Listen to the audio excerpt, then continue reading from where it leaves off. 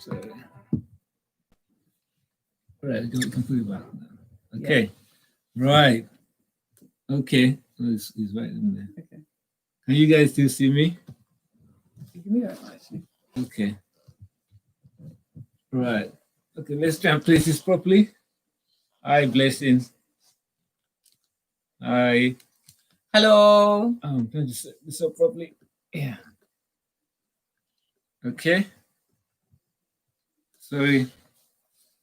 Right. Okay. Hey, Fadi. Hello. Can't cook, wouldn't cook. No, I think Manny can cook. Hey, Dr. Dete. So the song, actually, let me tell you what the song was. So the song was Joe Metal, Hallelujah, featuring Jonathan Nelson. Yeah. And it happens to be his birthday today as well. Happy birthday. Half of a pasta bag. I think you need to be back so that you can see. Please, can someone tell, can someone help us get across to Instagram to let them know that we need to be able to have wider screens for couples shows like this? You know, each time, I think this is the closest I get to my wife all week. This is the closest. I think Instagram actually, gets us closer in this way. Right. Okay. JM Bola. Hello. I'm not sure who that is. Hi, Toyin. Yeah. Toyin. Hi, welcome everyone. Welcome everyone. Yeah, they need to make it landscape. Yeah. Is it Instagram or our equipment? Doc. No. It's Instagram. Oh. Yeah. Hi, Labray. Welcome. Hello. Hey, welcome. Sandra. Okay, so we starting? Yeah. Hello on YouTube as well. Welcome. Yeah. We started YouTube a little later than normal. Okay, let's get started then. Okay, so today, welcome to Blue Sofa. This is session 12. So hope you all have had a great week. And as we're kind of moving into this week, we're expectant. So last week we were talking about dreams and we're continuing that on. But firstly, so lockdown. So, we're kind of increasingly allowed to go out more, in this period. So I think pubs were open yesterday, hairdressers were open yesterday, and so on. So are you all going out? I think we should do a quick poll. So if you went to the pub yesterday, just give us a show of hand. Manny, did you go to the pub yesterday? If you were at the pub yesterday, can I just see a show of hand? Anyone? No, but even if you haven't been to the pub, have you been to the beach or where else? Have you been to the hairdressers or have you been going to the hairdressers anyway? And then the question also is, if you haven't, are you now going to go to either the pub, bars, restaurants, and so on? Okay. Can you guys still hear us? Yeah. Yeah, so are you team stay at home or are you going out? Yes, sir. You've been to the pub, Manny? Yeah.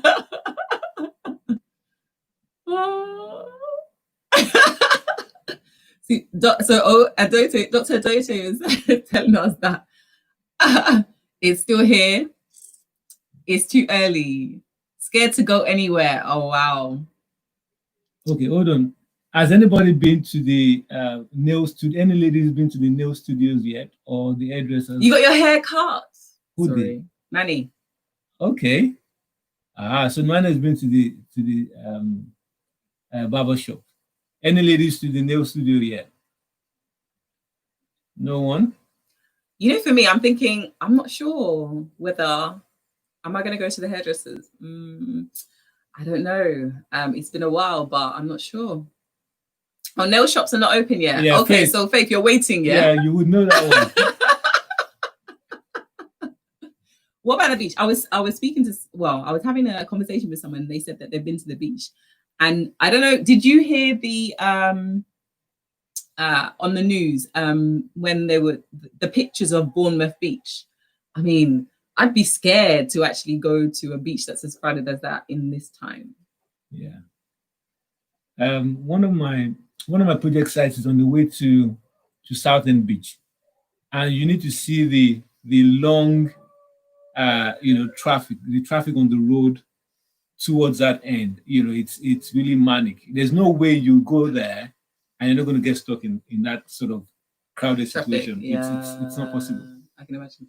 Manny, is it Lisa that's answering, or is it you? You couldn't do your nails or eyebrows.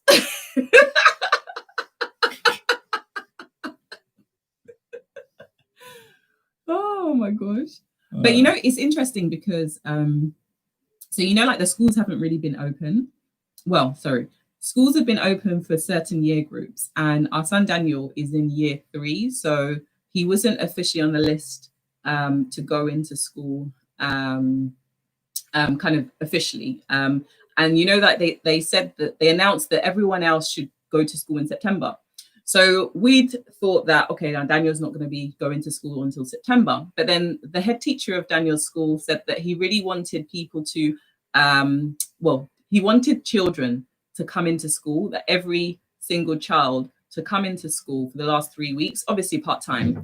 So I was umming and ahhing about, do I send him in? Do I keep him at home?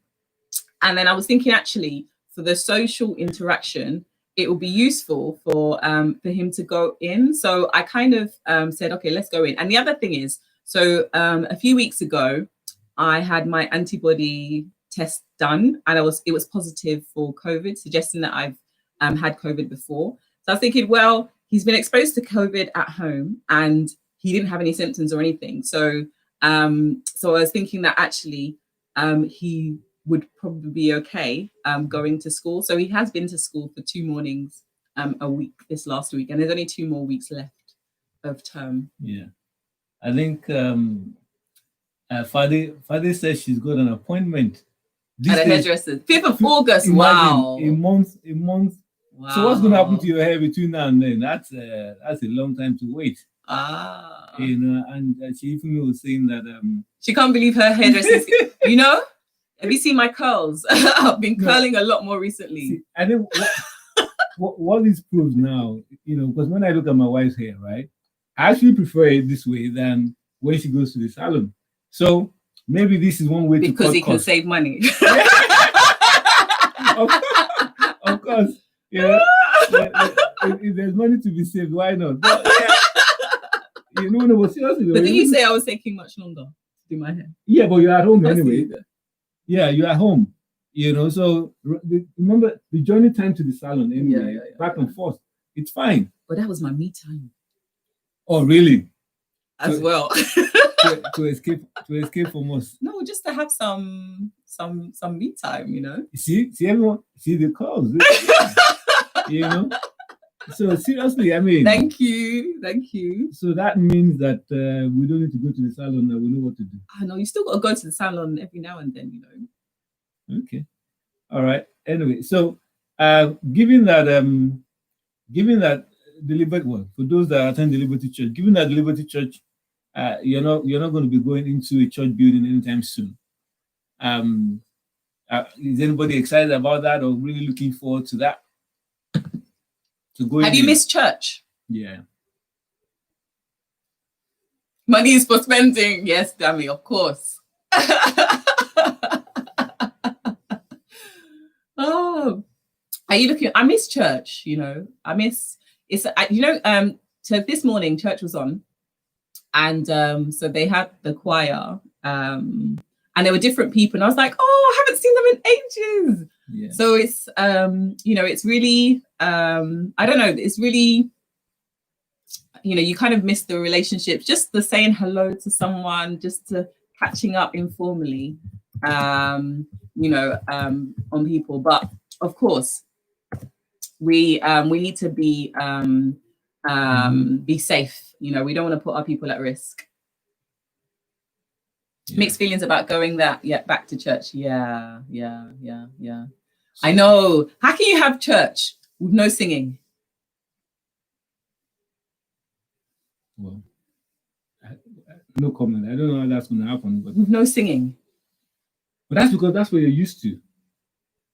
Church with no singing. Yeah, that's what you're used to.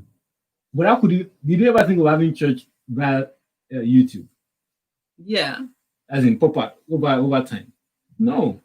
No, but I mean, people do church online, but Mm. but I think the difference is that, like Shibi said, the interaction in the comments page is quite important. So at least you get a little bit of banter that way, which otherwise it would just be boring. Because I think also because doing it online, sometimes it can be easy to be distracted and to be doing other things, and then also you have to try and keep the kids busy whilst you're doing church. Whereas if you are in church, then they would be in their own service at the same time, being occupied and learning and so on. So it's different.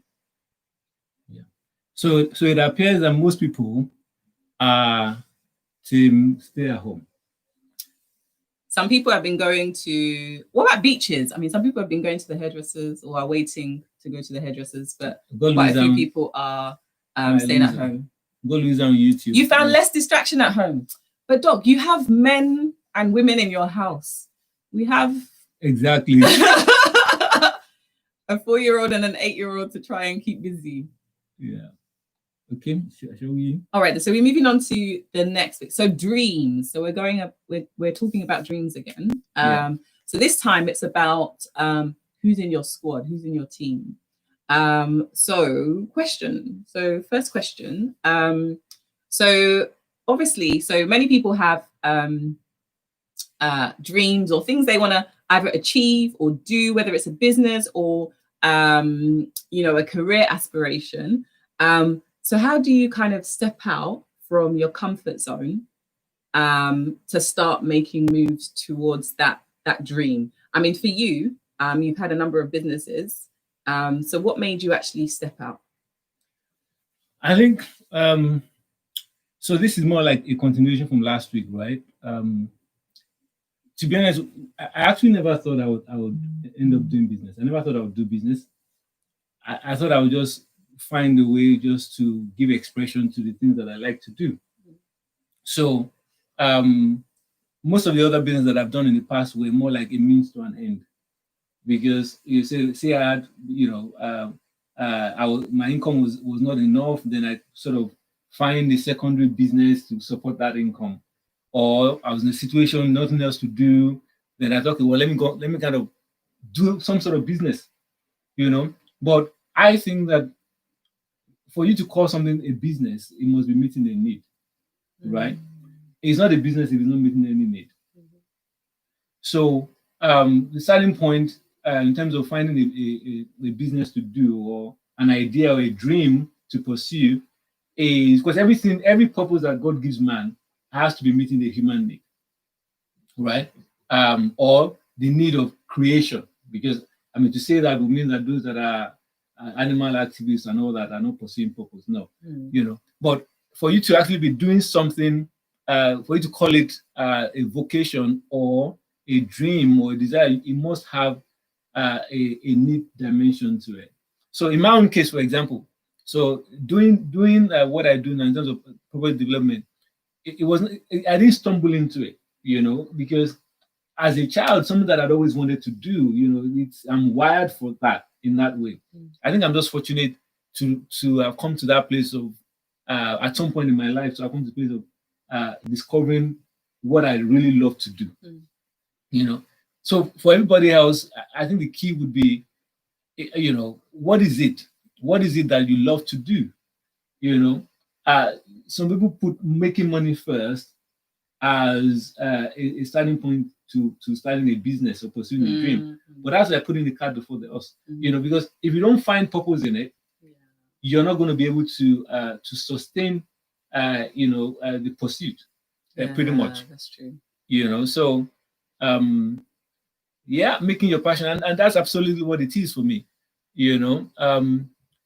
Someone on YouTube said, "Masters." Oh, sorry. Someone just saying, "Hi, Masters Divine." Yeah. Shibi actually was giving Fearless a plug. Oh, right. What did she say?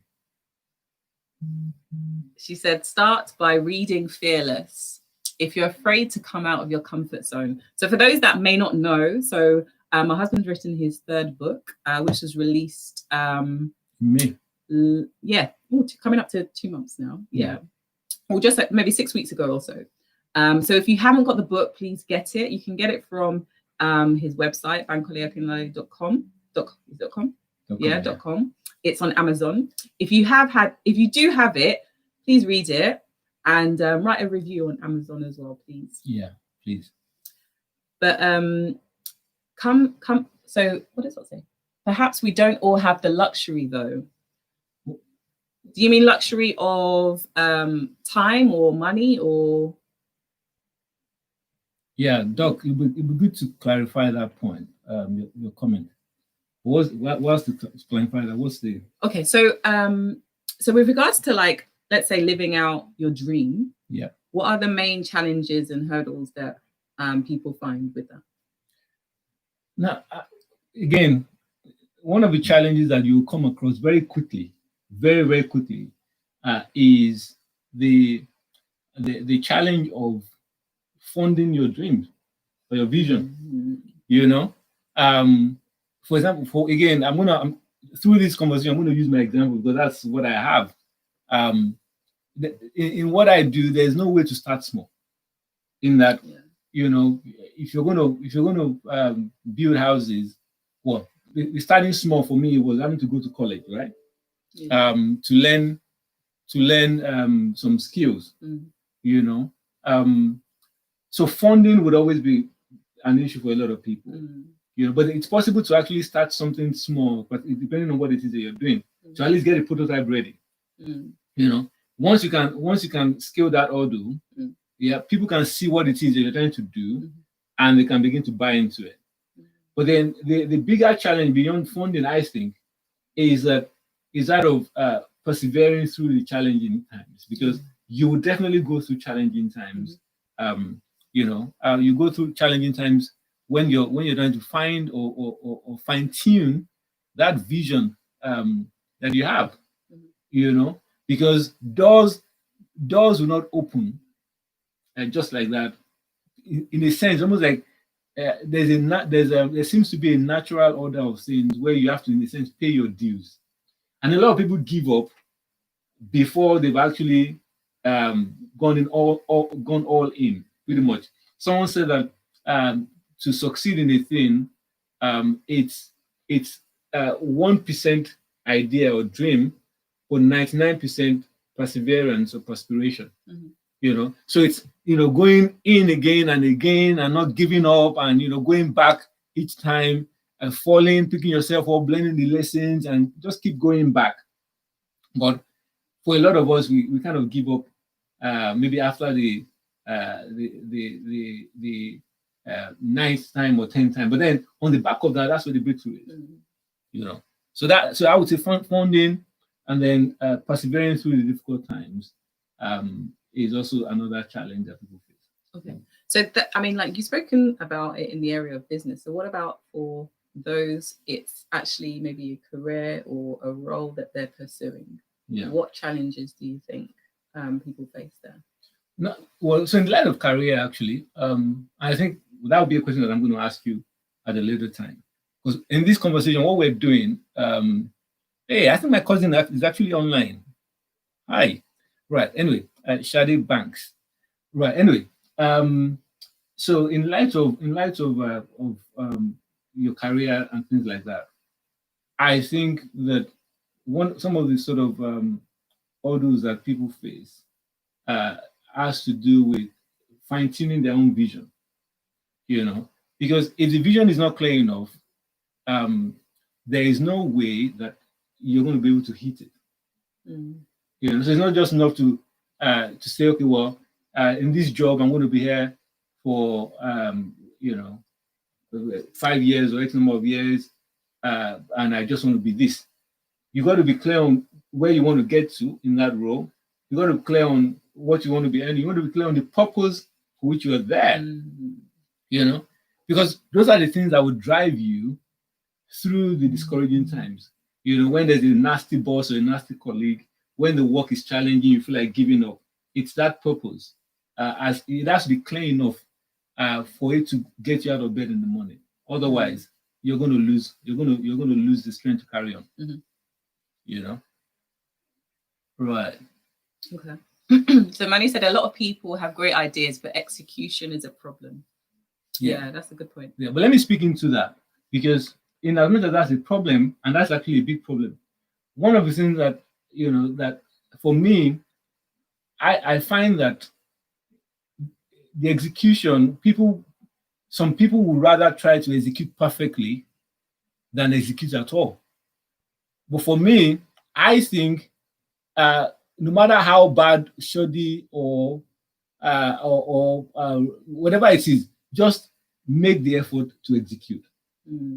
You know, and fine tune as you go along. You know, because if you're going to wait for perfect conditions, for perfect prototype, you know, that is why iPhone and all that, there's always the release of different updates very frequently. There's always new updates coming through, you know, maybe every other week or whatever, because they're not going to wait in the lab to get a perfect phone before they release it, you know. So with execution, you just got to do something. You got to keep working on it. You know, it's exactly, you know, you got to keep fine tuning it. You know, when you get it wrong, you step back, you know, correct it, but not, you see, in pursuing a dream, momentum is key. You got to be moving. You know, it's easier to steer a moving passion or purpose. Yeah, that's true. That's true. I guess it has to be good enough, but not perfect. Well, what is good enough? No, because I think it depends on the thing. You have to have a clear enough vision and have done your research and prepared in order to get started. No, and I agree. Right. But then, so for someone like yourself now, right? Yep. So Fumi's standard of good enough is nearing perfection. So which means that she's not going to start until it's near perfect. Well, I'm saying no. You need to get information right. Yes, I agree. But you need to step out. It will never be perfect. Yeah. You know? So that for me is definitely. Toyin in the house said, can she have you as her pocket cheerleader? Yeah, you can take me anywhere. I'll come with you. And I'm coming to cheerleader actually, because I've got some points to discuss on that. It has to be, she's assigned to that. Yeah. It's true. You know, there are stories upon stories that I give you dog. You know? I mean, yeah. Anyway, so okay, so all right, so we've spoken about stepping out and then the challenges. So what about your squad? Who needs to be in your squad? Okay. For you to achieve your vision? Yeah.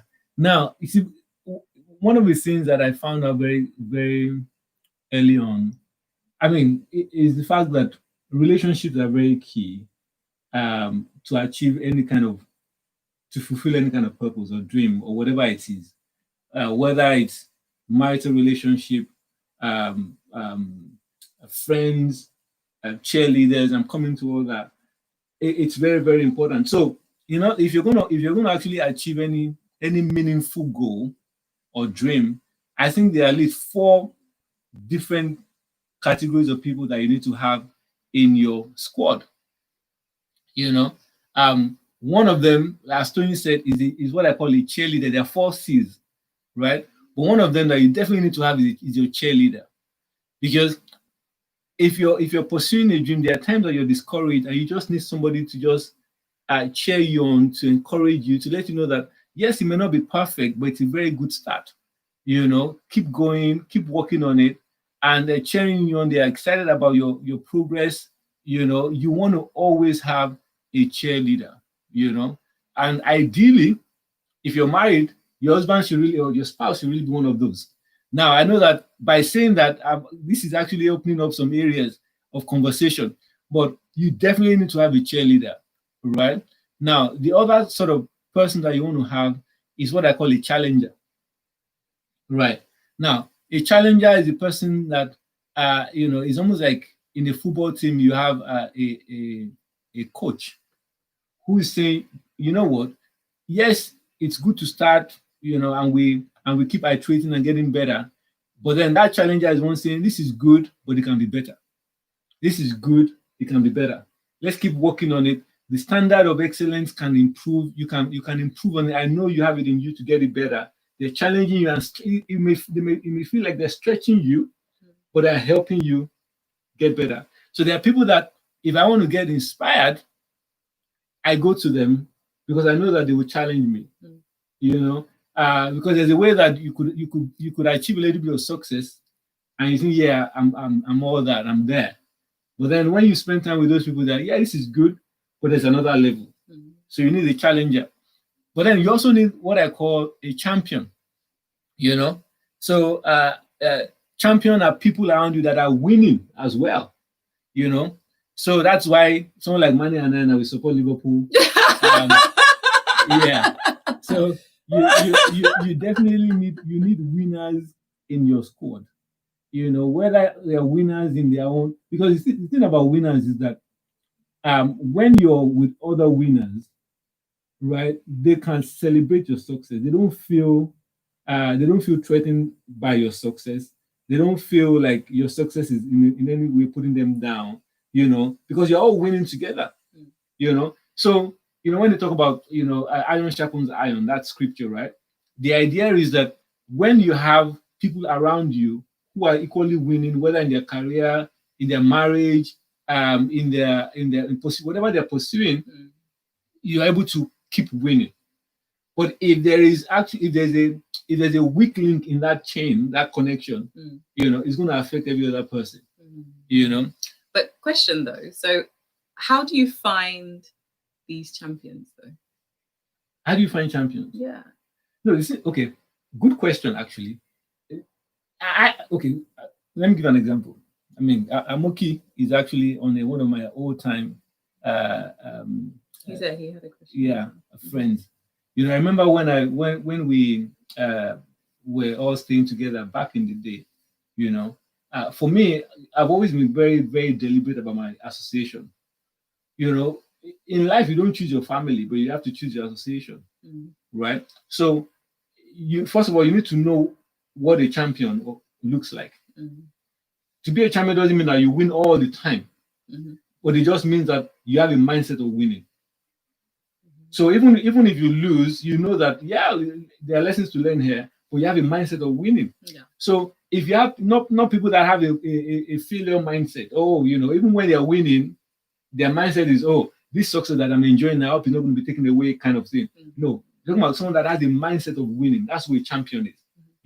So if you know that, then you know what you're looking for, and then you go all out for it.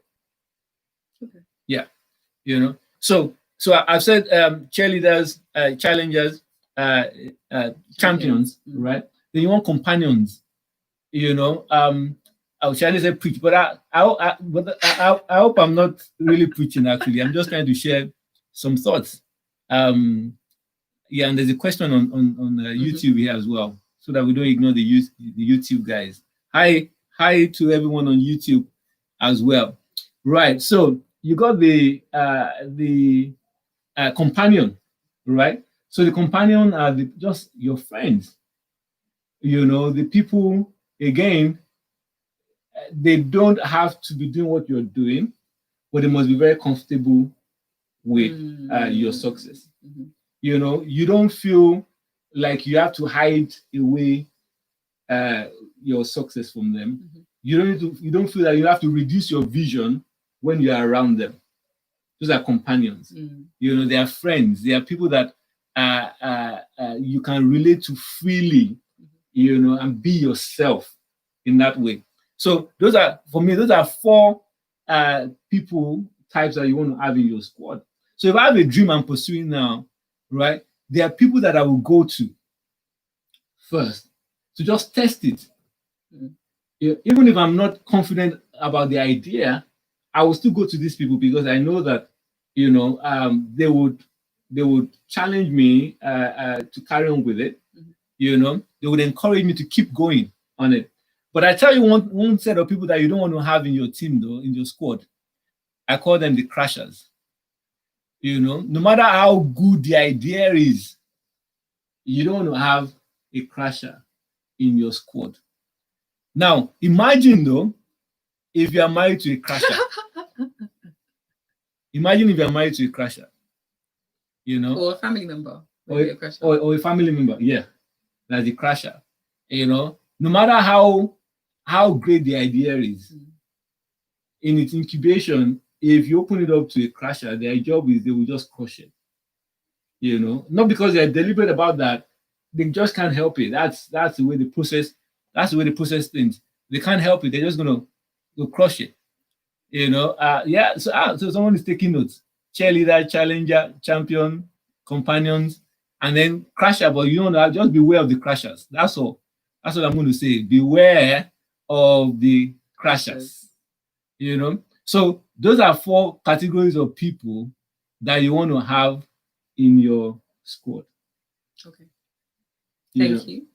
Yeah, and I think so for me now, I think Fumi is going to come to. I'm going to ask Fumi a few questions. You know, in my own life, I've got my wife as my challenger, my champion, my companion. You know, and what's the cheerleader? Exactly. So I get that kind of encouragement. You know, so yeah. But then, do you have any other questions? No. Okay. So one of the things that I wanted to sort of talk about, because you know, a few weeks ago, I was sharing about this idea that when I started the property business, right? The funds that I used to start that business was funds that we took it out of the property that we had to buy a family home, but we're renting in between that whole process, right? And so we had this money in the account, and I thought, okay, well, this money is here. Let me quickly use it. About 70,000 pounds or whatever at the time. So I took this money and I put it in that first project, you know, because for me, I don't just dream about stuff, I do. Right. So I put it in the project, thinking that within a year or so, I'll get the money out quickly. But then I lost the money. I mean, I've told the story in part here. But what I want to then ask, I want to hear Fumi's perspective on this, because you know, when I shared the story somewhere on the platform the other day, someone asked the question whether my wife put me in the doghouse, you know, but thank God that she didn't. So what I want to just find out now is, so for me at that time that I lost that money, yeah, what was going through your mind, and just tell us what you were thinking. So just thinking back, I think. I mean, one of the things is that, yes, it's a loss of money, but you don't really want to, well, I knew that, you know, like words are important. So my reactions will be important. So I think I'm conscious of not saying things that will put you down or that would discourage you, because I can imagine like having lost that money, you know, because of the business going wrong, you were already feeling bad. So if I then pour coals on top, then it would make you even feel worse, and then it wouldn't really help our relationship. So I think for me, I do have the ability to just kind of disregard things as well. So I think that kind of helps me. And I think it wasn't like the money. It wasn't. I think at the time that happened, it wasn't. We didn't necessarily need it straight away. We weren't reliant on it. Yeah. So we had. You said be honest. You need to be honest.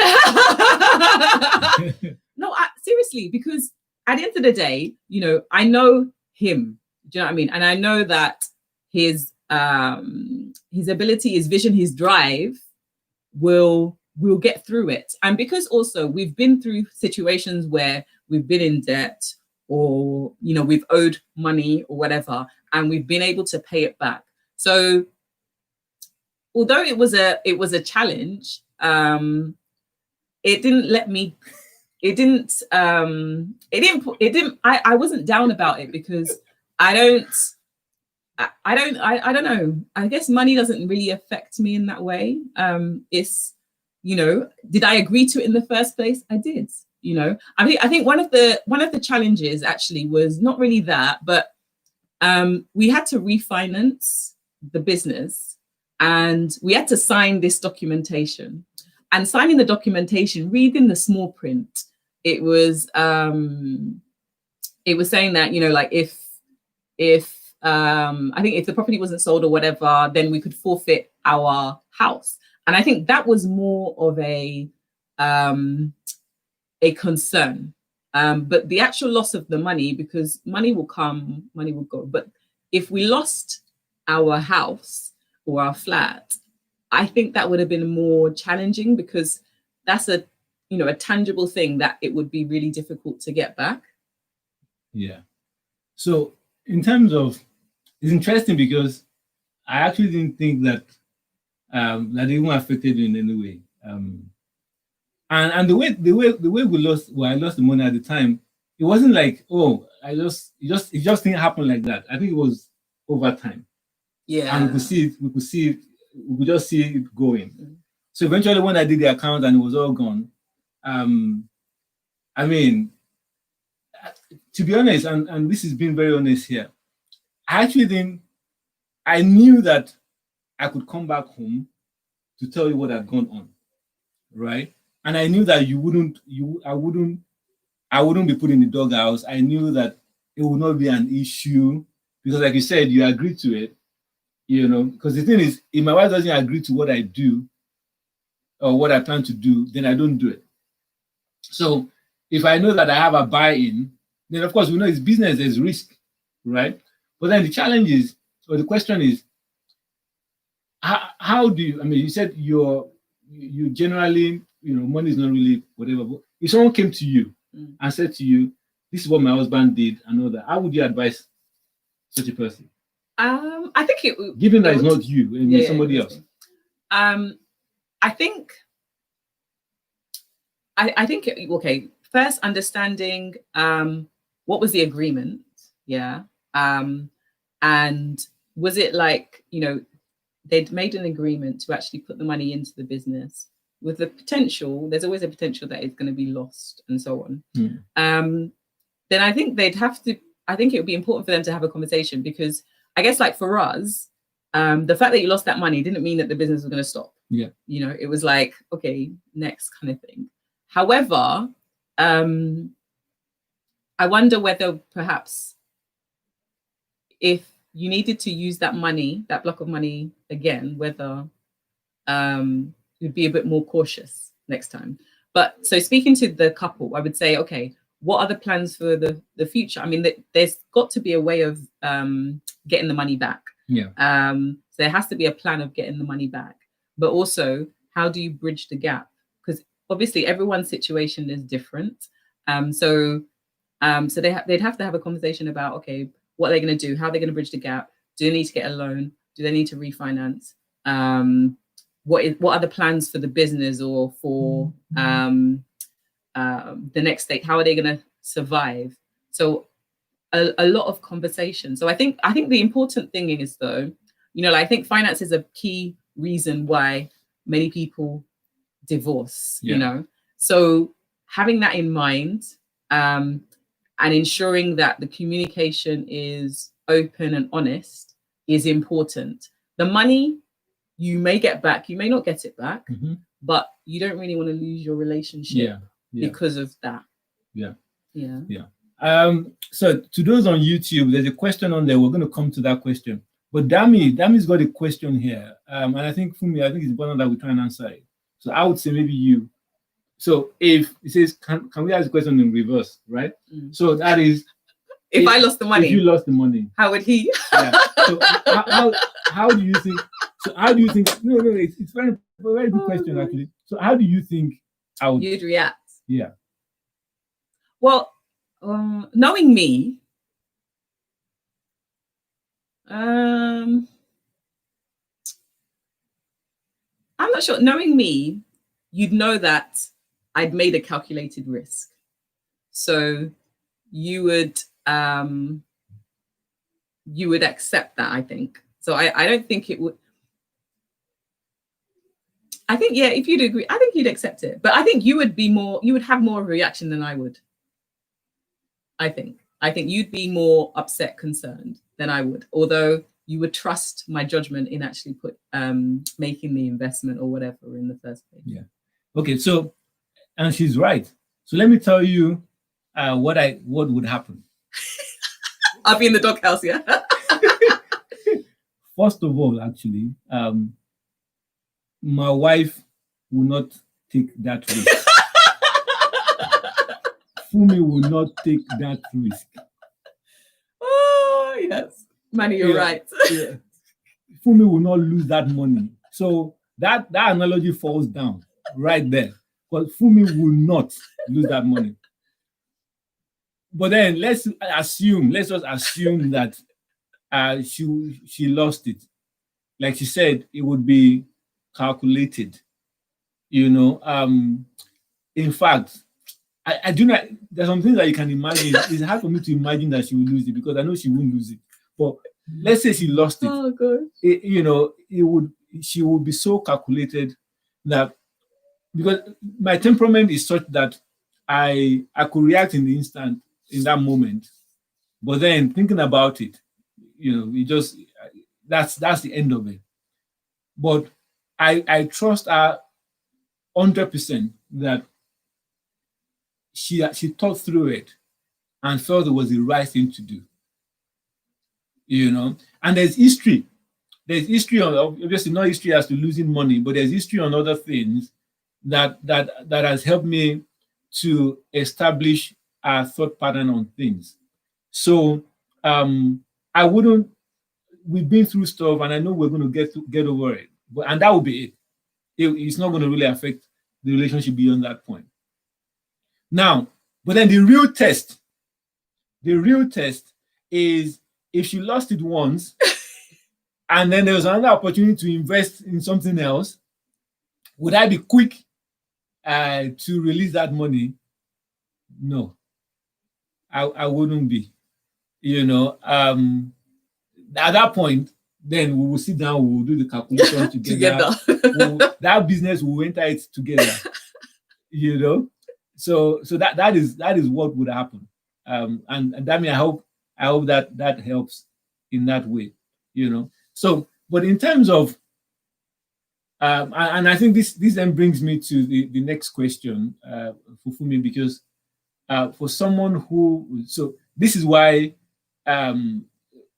some people are not wired for business in that way. They will rather just pursue a career or a vocation, because that's the way they are wired.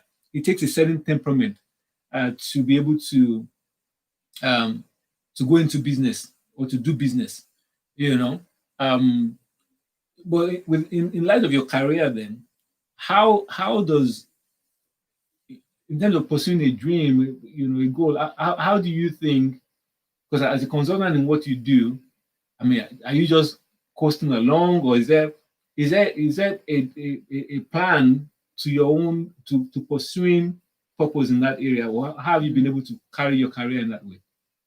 I think for me, I mean, you're my cheerleader. I was saying to a colleague a few weeks ago that, so in my field, I have to do professional exams in order for me to progress. And I started them, and then along the way, got married, had children.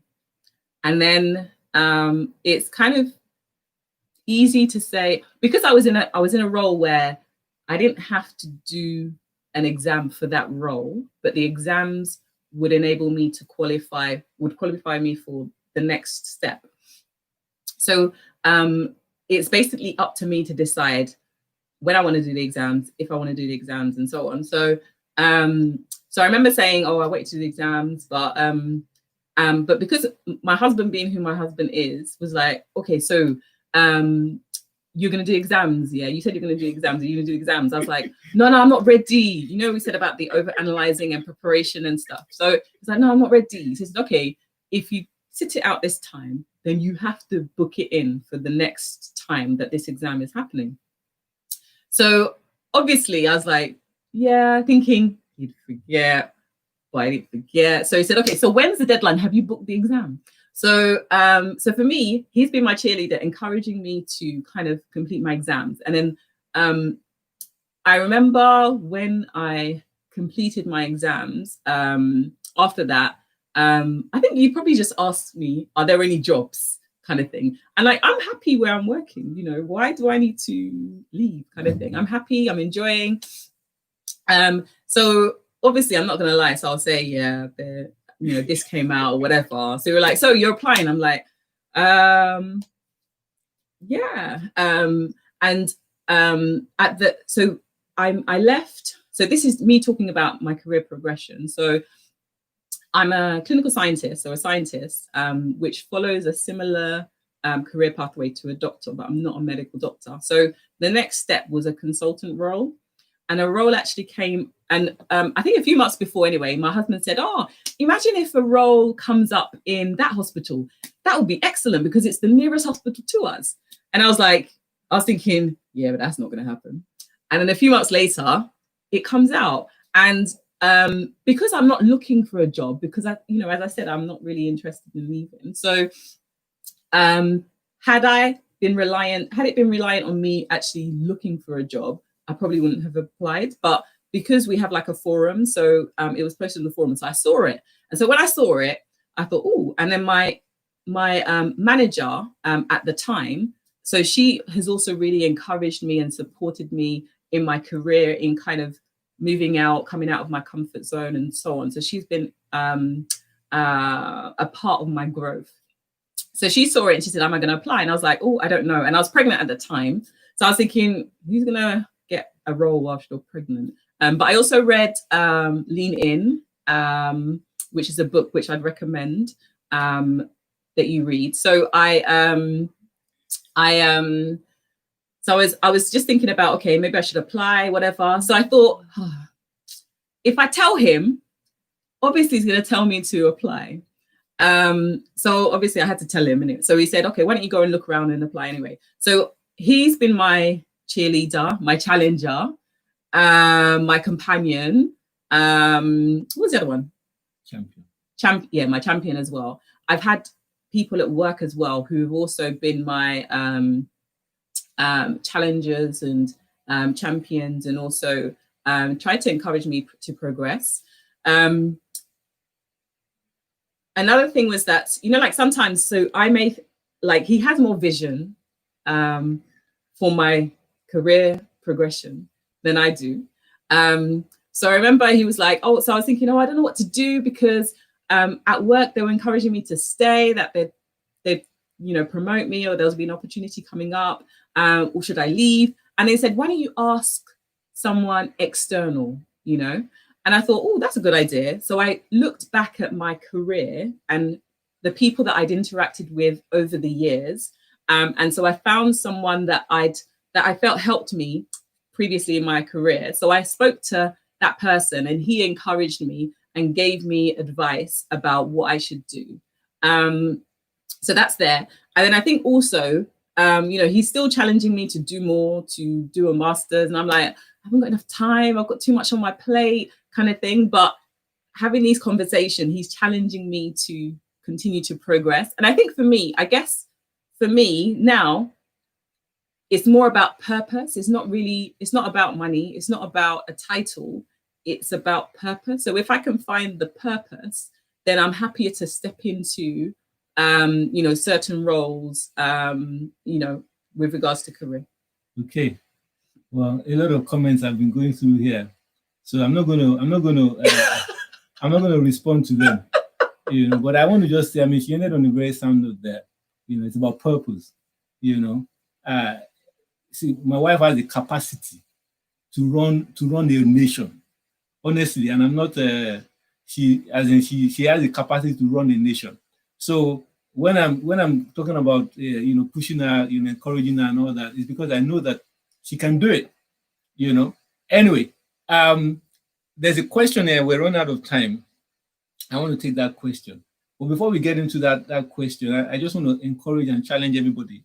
I think in life, every one of us needs to have a challenger, a companion, a champion, and a cheerleader, but for a lot of people on the journey, whether it's career, pursuing a dream and all that, the people that they feel they are a vehicle with are crashers, but you need people that will challenge you and move you to your next level, So before we run out of time, the question says, it's a question on YouTube. Yeah.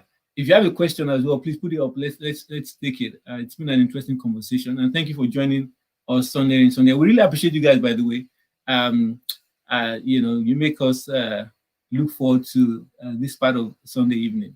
Right. So the question is, it says, how do you maintain bounceability? Bounce back ability. Oh, bounce back ability. Wow. Bounce back ability. Is that even a word? Yeah. What works for you after getting knocked down? That is, go to verse. For example, do I go to a verse? Do I go to a person? And I think for me, when I feel knocked back, and it's natural to have those moments, one thing that I always do is I go to sleep. Yeah, I find a way to sleep. And the reason why I go to sleep is because, there's something about resetting and getting a fresh perspective on the matter. If I can find a way to sleep it out or sleep it through and wake up in the morning, because I usually wake up quite early. If I can sleep and wake up early in the morning and process it in place of prayer, that allows me to reset. The problem might still be there. The challenge is still there, because for example, now I'm facing some challenges, but I have perspective on it. So the perspective comes from, of course, knowing, my place in God and what God has got to say about my situation, and once I have that, and also have the support of my family, I'm fine. So that is how I'm able to bounce back and carry on in the midst of whatever life is throwing one's way. Life can never be all bad. There is about, the question is, what are you focusing on? You could either focus on everything going bad, or the little that is going right. My wife mentioned earlier on that she had COVID-19 because she did antibody test. To think about the fact that she had it means that I probably had it, and the children, pretty much everybody in the house had it. So, I mean, the fact that we survived it, for me, tells me that I can survive any difficult challenges that life will throw my way. So that's the perspective right there. Rather than focusing on what's going on or what the economy is looking like and all that, I can thank God for keeping me, because that means that He has some big things to come in my life. So that's how I would deal with that. Right. So we've more or less come to the end of the session, unless there's a question on this panel, Instagram, YouTube. Thank you all for tuning in. Thank you for tuning in today. It's been an interesting session. I hope you've enjoyed it. Do we have a plan for next week? We're working Watch on this something. space. Yeah, we'll let you guys know. Okay, so thanks for joining. Well done. Thanks for your contributions and your questions. We appreciate you all for taking time out on your Sunday evening to join us, and we hope to see you again next week, same Take care. time. God bless. Bye bye.